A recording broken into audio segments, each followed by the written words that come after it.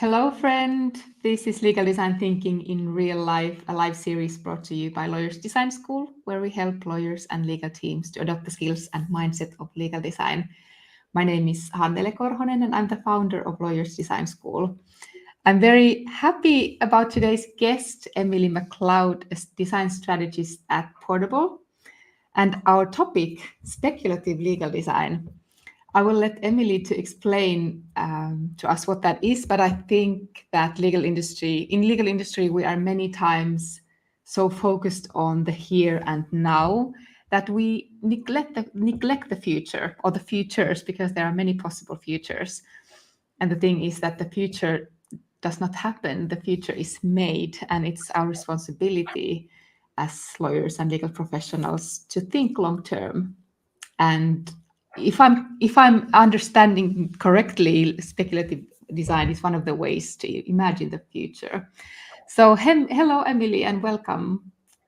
Thank you so much. This is wonderful. And I couldn't have described a better introduction to speculative design. That is perfect.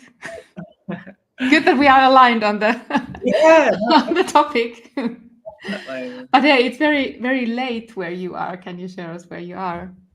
Yeah, so I am coming to you from Sydney, Australia, on the lands of the Gadigal people of the Eora Nation. And I'd like to pay my respects to their elders past and present. And I've been based here in Sydney for a few years now, after spending some time abroad, but I was born here and grew up here. So it's nice to be home. But in terms of who I am and what sort of introduced, or how I got introduced to speculative design, I've been working within the legal sector for a number of years now. And I started off my career at my local community legal centre, and then I moved to the UK after university, and I started working for a legal charity over there. And that's where I came across legal design, because we were going through a big digital transformation program, and I was looking around for who had done other similar projects, and stumbled across the work of Margaret Hagan over in the States, and that had a lot of applicability to the work that we were doing.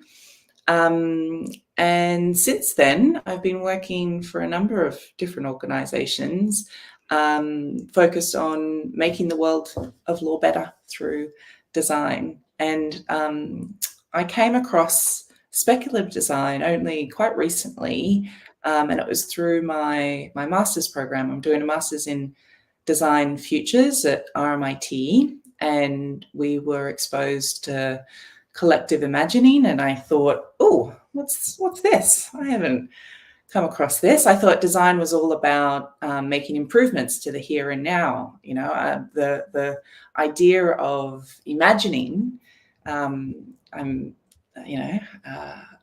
ashamed to say, kind of didn't really cross my mind. And so since then, I've been thinking about this situation that we're in, where if we can't imagine the future, then how are we possibly going to achieve it? And now I've started to see speculative design everywhere. You know, everything can become a speculative design project, and so that's where I've landed.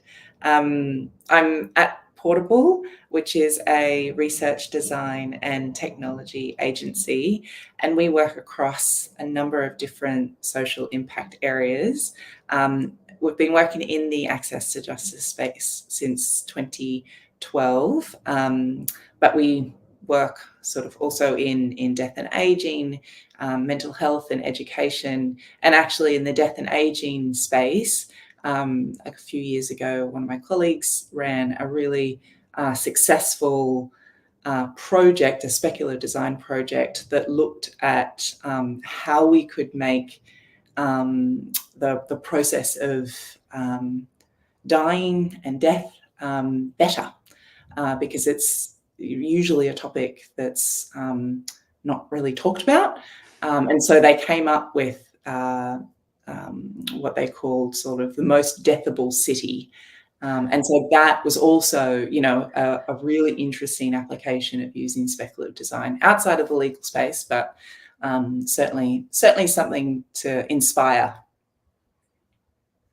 Yeah, inspired by death, but it's really, really like thinking about the future. And I love the word imagination and reimagine. It's those words you don't normally associate with the law and with lawyers. So I think it's a wonderful combination and very intriguing. And for anyone, if you are watching this live, please join the discussion in the chat, say hi and share your comments and questions there so we can involve you in the discussion. But should we dive into the speculative design? And what does that actually mean? Yeah. So good question. So speculative design as a term was actually coined back in 2001 by Anthony Dunn and Fiona Raby. And it's part of an umbrella of different design methods and processes called critical design, which is looking really to critique the status quo. So it's not just about imagining the future, but it's about looking at the here and now and getting critical about whether or not that is going to bring about the future that we want, that is preferable. And it's sometimes called sort of or described as the opposite of affirmative design. So there's sort of critical design and affirmative design. And you have affirmative design, which focuses on improving systems in the here and now. And you have critical design that's stepping outside of the status quo and sort of looking in and saying, like, what's happening here? Does it need to happen this way? And so I came across this term sort of with a provocateurs of paradigms, and I love that. So that's sort of a rallying cry to us all. I think in terms of the guts of speculative design, when you're looking at applying that method, as with design thinking methodologies, you're looking for what is the problem. And within speculative design, what that means is that you're looking for what are people hopeful for? What are people fearful of? What are some sort of signals that you're getting from the environment? And then how can we sort of bring those together and produce design fictions or artifacts that can snap people into the future. So what those sort of design fictions are these like sort of collations of what we're sort of seeing in the here and now, and making that tangible, making that real. I think Black Mirror is a really good example of a TV series that brought to life these concepts that we kind of are all familiar with. We're all familiar with using our phones and using Instagram or whatever to take a snap of a photo, but we kind of haven't thought, well, what is that going to translate into in 10, 15 years from now? So I think like making it real is a big part of speculative design. I think also another part is it's not just showing, it's not just like telling people like this is the future. It's all about then facilitating discussion around that. So being able to get people talking is a big part of speculative design. And I think in that way, it can be used really, really well to sort of complement other methodologies like design thinking, for example. Thank you for sharing that. And it's when you say like the words, well, for example, the design fiction, and then how you use people's worries and fears and desires. So the data is a little bit different than from kind of the standard or the standard way of using design. Is that right? Yeah, definitely. And I think what's interesting though is that like hard evidence can also be utilized to come up with these design fictions. There was an amazing project, and I forget the name of the studio that came up with it, but they worked with the UAE government on their climate change policy, and effectively took all of the, what the scientists were talking about with regards to climate change and sort of the projections of what that was going to mean for society in 50 years from now, and made it real.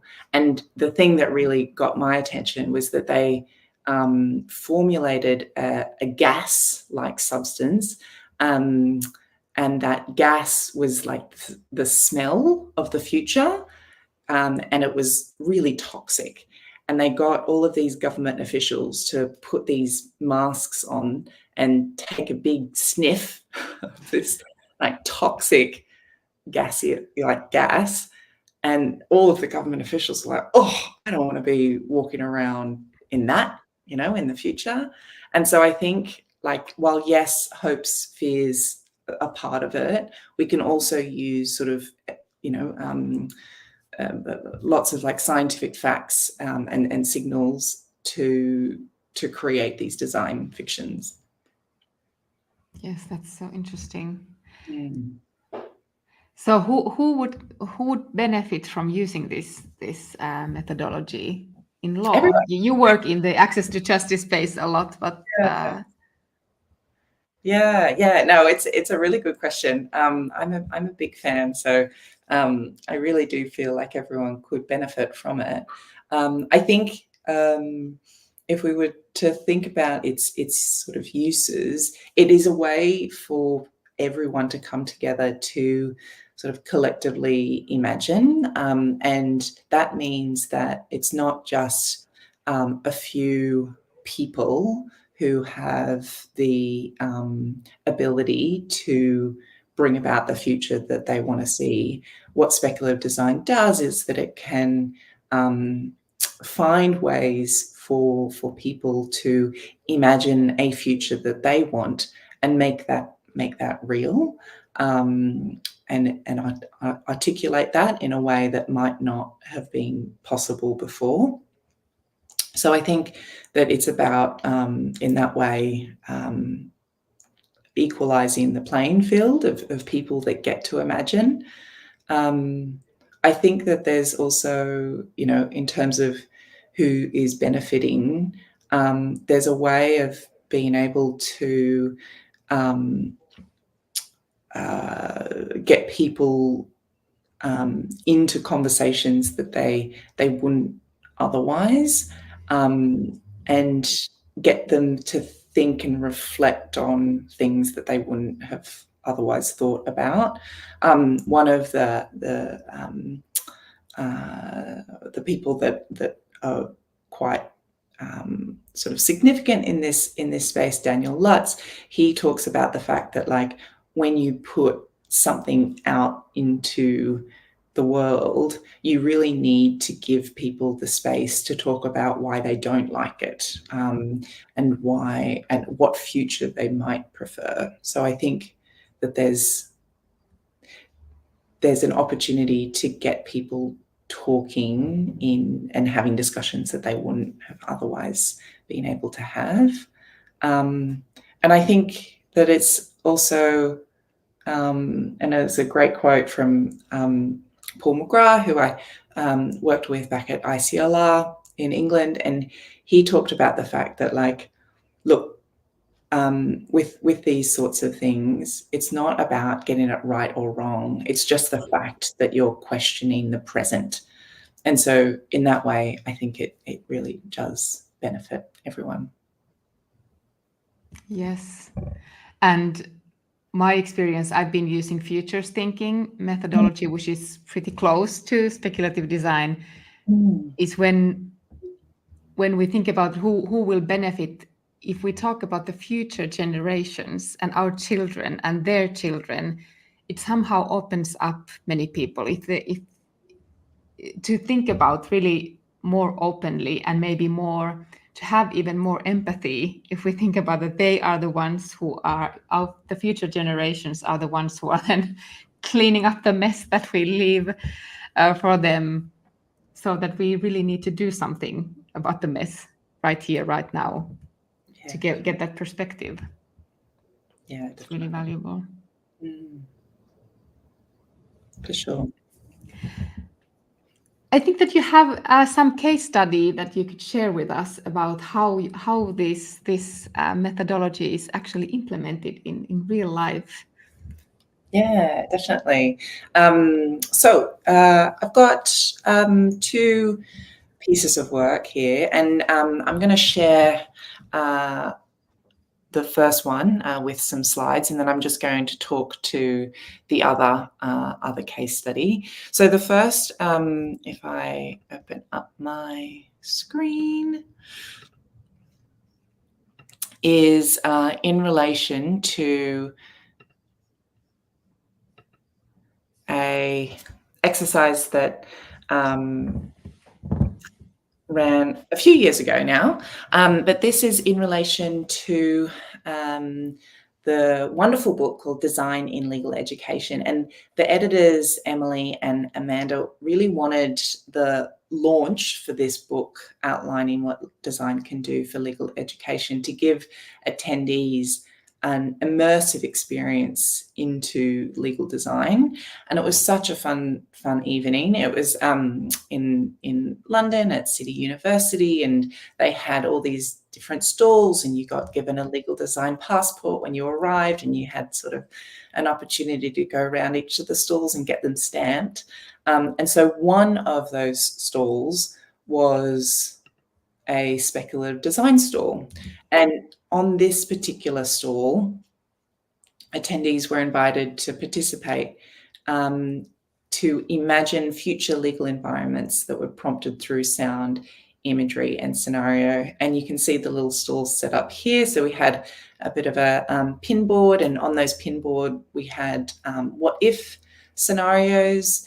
Then you see the little laptop that was set up with some headphones, and that contained some videos. So for those that wanted to sort of nuzzle away into a video, they could do that. And then we had some pens and some blank what if cards for people who wanted to take part and contribute some of their own scenarios. Was it difficult to get people to imagine these what if questions? Well, like, this was it. It was an experiment, as all good things are, and didn't really know what was going to happen. You know, if people were just going to be too nervous and not take part, you know, if it was just going to be a place where people put their drinks down, you know, it was kind of, it was, lots of unknowns, but it was fascinating for me. There was about 30 people that took part, and majority of them then stood around and contributed their own scenarios and came up with some really interesting provocations. So talking through some of the tools that we use. So these what if prompts, there's an example there on the screen. And these were just a series of very simple fictional provocations that began with what if. There's actually an amazing book, I forget the author's name, and it's just called What If. No, I forgot the author's name, but it's definitely a page turner, and it talks about this this tool, this method, and how those two words put together can really open up people's imaginations. So one of those examples there is, what if we replace access to justice with access to equity and well-being. And I think those sorts of tools can really be applied, not just, thinking about like, what if we had this new product or new service, but it could be sort of systemic shifts that we could try and reimagine, but even like paradigm shifts, it can be a tool that's used in transition design. They're really flexible tools, but with that structure, it kind of gives people an opportunity to frame up their new world. Did you guide them about how, are we talking about 10 years from now or 50 years from now, or was it that the people were freely thinking about the future? Yeah, it's a really good question. For this particular exercise, it was free for all. But I think if you're doing it in a workshop setting, and you've got like particular outcomes from that workshop, giving people a time range is quite a useful constraint, because it also means that you can sort of cluster different scenarios for those sort of different time periods as well. But for this one, people just kind of could imagine in whatever time period they'd like. The next sort of tool that we used was design fictions, and here we had a series of short videos about the speculative scenarios that were set in the future, and that website is still live actually, and it's got a couple of different videos, as well as a link to one of Jason Tashia's 40 Futures episodes, which I am a geek, but they're brilliant, and I have to shout about them because they're just so gripping. And I really recommend, if you're looking for something to listen to, 40 Futures by Jason Tashia. Brilliant. But these sort of design fictions, we had a couple of different scenarios, and they were able to comprehend sort of complex information in story-like form. And so it got people engaged and their emotions evoked, which I think is sometimes, it can be, you need to ensure that it's a psychologically safe space for folks, but it also gets them to feel things about the future that they wouldn't necessarily otherwise feel. So is it about rewiring them to think about the future, or yeah, kind of preparing them for the I love that. And I think too, like, storytelling is something I'm fascinated with, because there are so many facts in this world, and like sometimes it can be dry, but it can be important dry stuff. So how can we make that important dry stuff feel or make that more engaging, I guess? Yeah, and I think also that if we want to think about the future, we need to go beyond the current realities, and storytelling can be really powerful, because that's really like activating not only our rational brain, but all the other sensors and data sources that we have, intuition and all of that. 100%.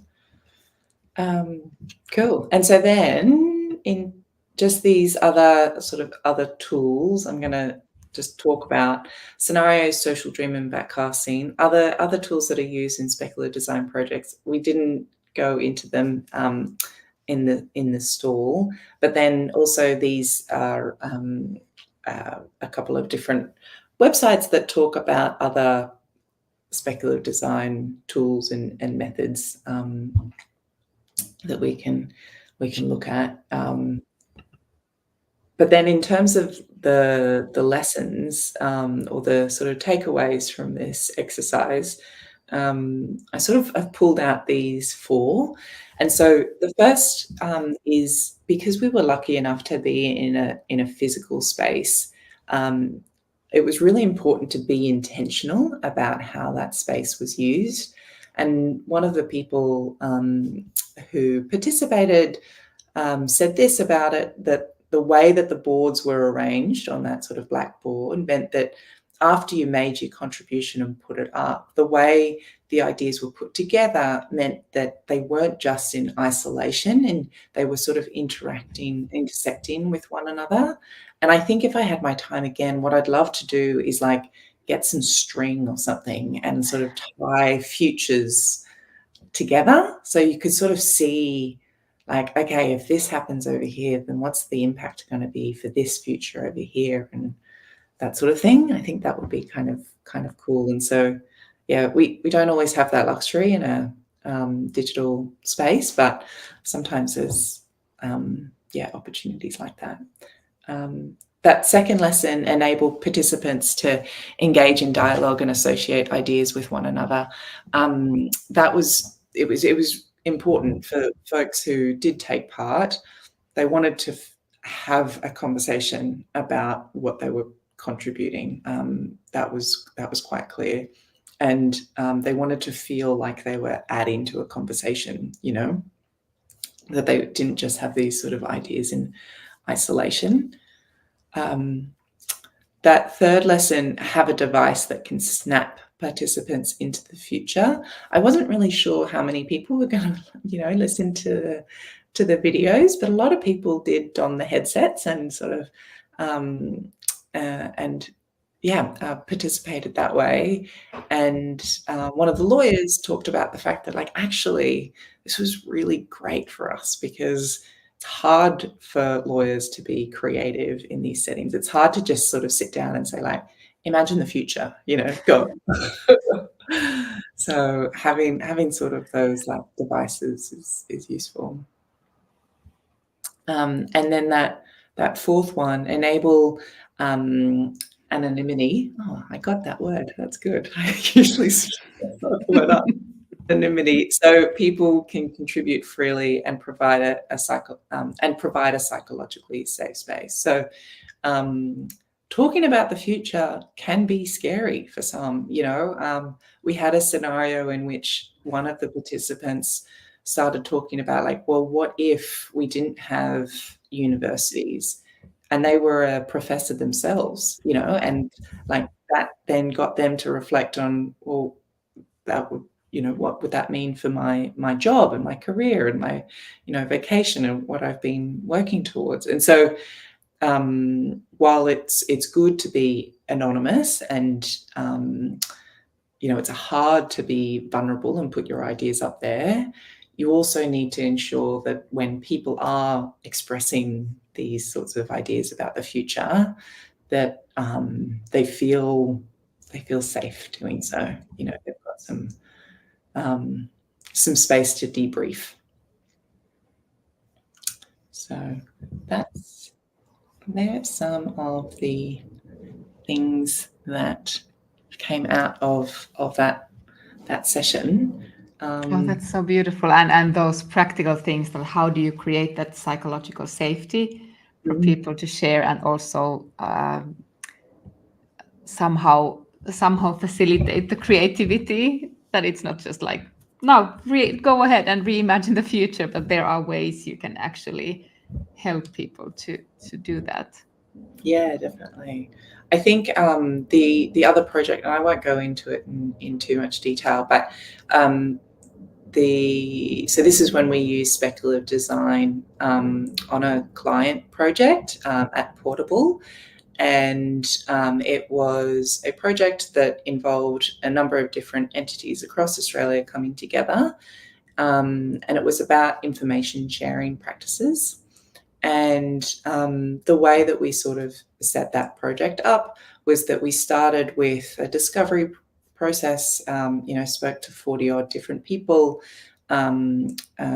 also conducted some surveys, got a really good understanding of that sort of problem space and the sort of challenges that they were experiencing, and getting a good grip on those hopes and fears that we talked about. And then we proceeded to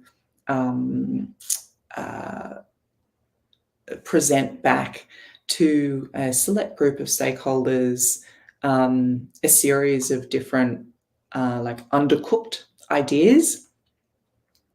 And one of those ideas was do nothing. And what was really interesting about that was everyone wanted to do something, but so, you know, the do nothing option was definitely not a way forward. But there were a lot of sort of conflicting opinions about the other options that we presented. But then that was sort of the first round of workshops that we did with stakeholders. And then the second round of workshops with those same stakeholders, we actually produced design fictions, and we produced them in the format of videos, and those videos presented a future, and then stakeholders could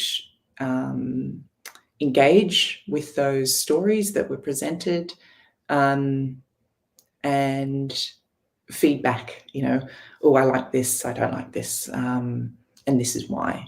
And so that was kind of how we use speculative design on that particular project. I think what was like a huge learning for me about all of that was the importance of getting those details right in the speculative scenarios, because, you know, there were things that the stakeholders held on to, you know, about the future that wasn't really about the future. Like, it was about the way, I think we got the name of a particular role wrong in one of the videos. And like, people were like, no, like, that's not. Yeah, they get hung up with that. Like, Yeah. I can't think about the future because this detail is not correct. Yeah. And so I thought, like, that's really interesting, actually, you know, because it can be something as small like that can really distract people from the bigger picture. And I also think a big learning, big takeaway from doing that with those stakeholders was the benefit of producing something, you know, rather than just doing more requirements gathering, you know, saying like, hey, look, this is a thing.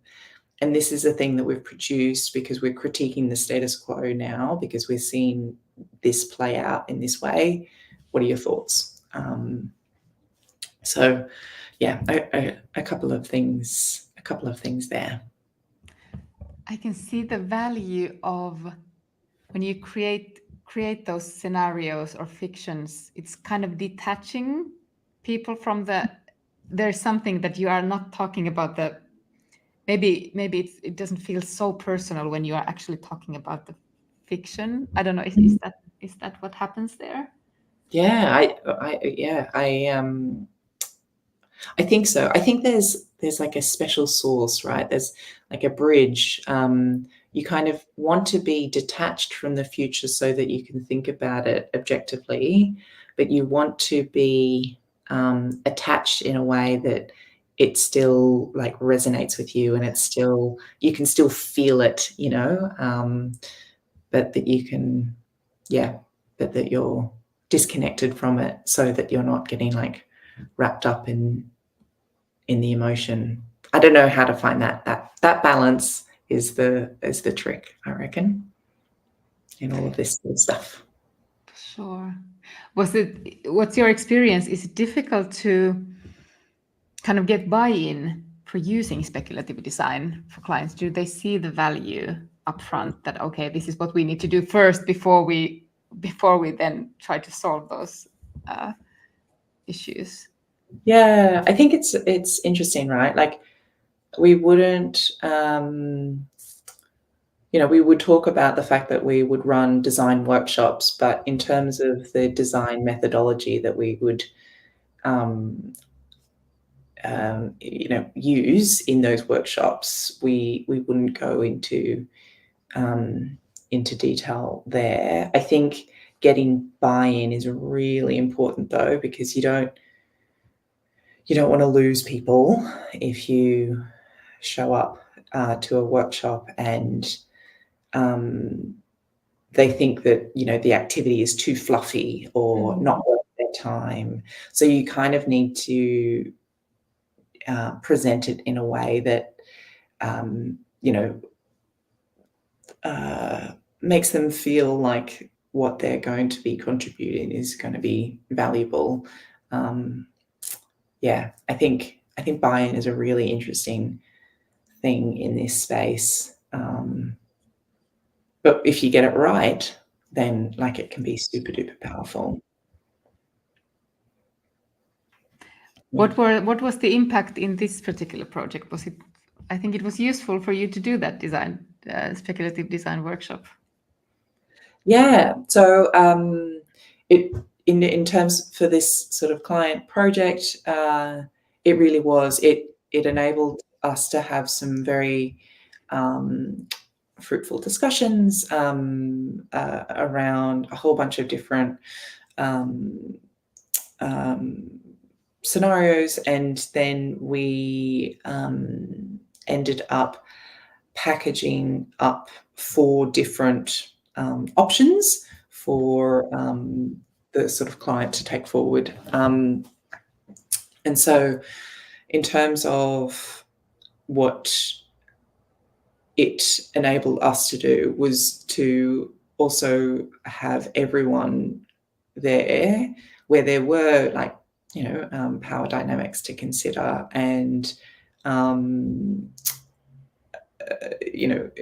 people who hadn't ever met each other before in the same room, kind of coming together to all work from the same page, if you will. So I think in that way, it enabled us to have this collaborative space that we might not have otherwise been able to build. It enabled us to have this collective imagination, because everyone was able to sort of see this future, and we could talk about that future rather than getting stuck in the here and now and the problems that we're all facing. Yeah, it can be incredibly inspiring as well, and inspiring and empowering that yes, we can actually do something. We can do something even though the here and now is very, very, very challenging. Yeah, definitely. So beautiful. Is this the speculative design? Is that the tool that you use? All the methodology, is that something that you use all the time, or here and there? It's definitely a here and there methodology for sure. I think it's something that you need sort of the right resources for as well. Sometimes creating design fictions can be as laborious, as creating a prototype that addresses a problem that's current. So it's do you spend the time on creating a design fiction that's used as a device for a conversation, or do you spend that time trying to fix a prototype that can address a problem in the here and now? I think there's, sometimes it's a resources question, but also sometimes it's a where are we in the project? Is it a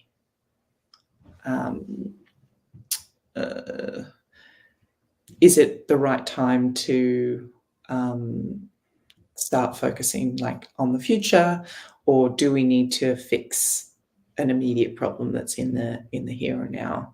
And oftentimes clients will dictate that, which is why I think the work that that Portable did when we did the work on the death and aging sector a few years back, that was a project that was run by a colleague, Sarah Cow, and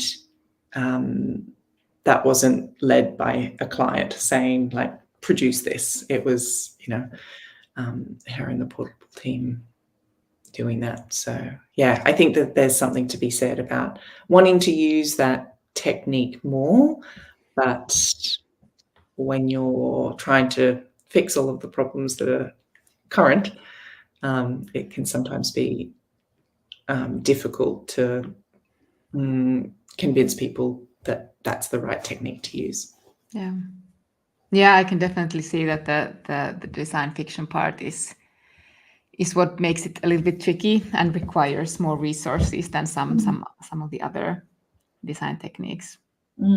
But I think actually, like, something to be said about generative AI, what we're able to do with those videos is sort of create them using Gen AI, and